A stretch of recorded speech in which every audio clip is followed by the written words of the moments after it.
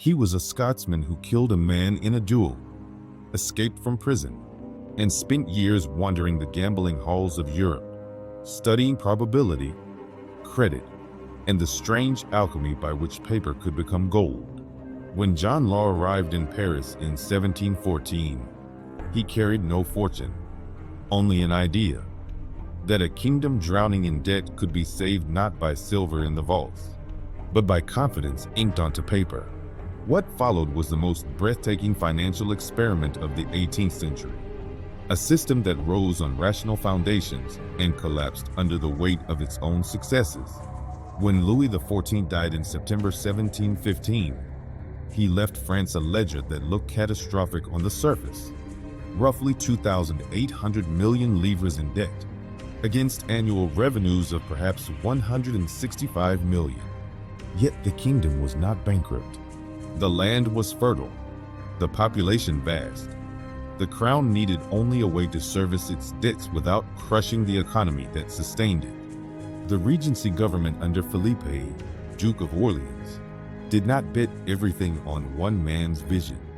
It pursued traditional remedies in parallel, reducing interest payments on government bonds, convening a chamber of justice to claw back profits from wartime financiers, trimming expenditures, and imposing selective debt write-downs. These were the cautious tools of a cautious age, and they helped. They were simply too slow. In May 1716, the regent granted Law permission to establish the Banque Generale, a private bank issuing paper notes backed by coin and redeemable on demand. It worked. Merchants discovered Law's notes were more convenient than sacks of silver. The bank profited. Confidence grew. In December 1718, the regent took the next logical step, nationalizing the bank into the Banque Royale, with the crown now standing behind every note. Deposits swelled. The paper circulated freely. Then came the third escalation. Law's trading company, chartered to develop Louisiana, absorbed the tobacco monopoly, the slave trade, the mint, and the entire collection of royal taxes. By late 1719, the Mississippi Company had effectively merged with the French state, and its shares were the hottest asset in Europe. Each stage had succeeded. Each success felt earned, and each one made the next expansion seem not reckless, but necessary. This is where the architecture of the system became its own engine of destruction. To buy Mississippi Company shares, investors needed banknotes. To issue banknotes, the Banque Royale needed only the regent's signature. So the printing presses ran and ran, because every fresh note pushed share prices higher, and rising shares convinced more investors to trade their gold for paper. By early 1720, a single share that had once sold for 500 livres touched 9,000. A clerk who had never left Paris could imagine himself rich in Louisiana swamps he would never see. Law was not blind to the danger. He attempted to manage the descent, pegging share prices, restricting gold ownership, making banknotes legal tender by decree. But each intervention was an admission that the market no longer believed in the system without coercion. The trap had already closed. What began as a rational experiment in credit had become a machine that could only function by expanding, and expansion was running out of room. On May 21, 1720, John Law signed the art that would become his epitaph. The official price of Mississippi shares would be reduced in stages from 9,000 livres to 5,000. Large denomination banknotes, the lifeblood of the system, would have their value cut and their redemption in coin restricted. Law intended a controlled deflation, a soft landing for an overinflated market. What he unleashed was the opposite. The moment the public understood that the government itself no longer believed its own paper was worth what it claimed, the fragile architecture of confidence shattered instantly.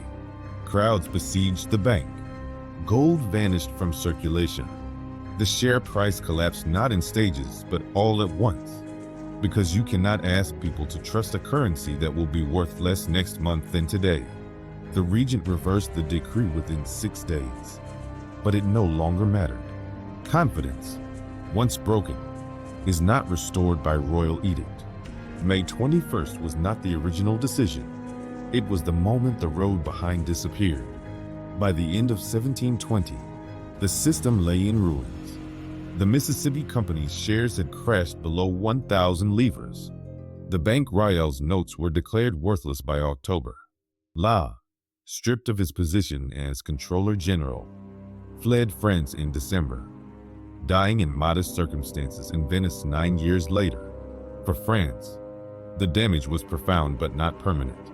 The state quietly restored its debt to roughly pre-system levels. The traditional financial machinery, tax farming, rents, the cautious instruments law had tried to replace, returned to dominance. What did not return was trust. For generations, the words bank and papier-mâché carried a taint. It took nearly a century before Napoleon dared establish the Banque de France in 1800, with a deliberate modesty law had abandoned. The French had learned, at enormous cost, that you can nationalize a bank, but you cannot nationalize belief. History rarely changes because of one terrible decision. More often, it changes because a series of reasonable decisions quietly becomes impossible to reverse. John Law did not wake up and decide to destroy the French financial system.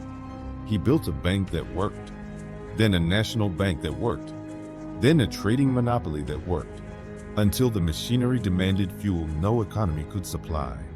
The catastrophe of 1720 was born not from villainy or stupidity, but from success, the most dangerous kind. If you wish to understand how great systems fall, do not search for the moment they collapse. Search for the moment they were working perfectly, and ask why no one could bring themselves to stop. Thank you for watching.